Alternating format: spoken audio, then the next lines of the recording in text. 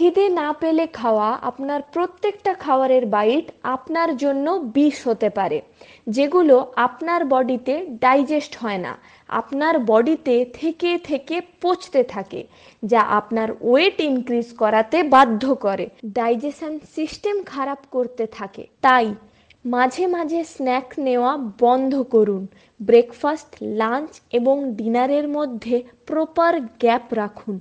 আর মাঝে মাঝে স্ন্যাক্স হিসেবে fruits, dry fruits, healthy eating করতে থাকুন। প্রপার টাইমে আপনার খিদের অভ্যাসটাকে তৈরি করুন এবং খিদে পেলেই আপনি খাবার খান, যেটা আপনার আসল খিদে, যেটা পেট গুড়গুড় রূপে আপনার অনুভব হয়।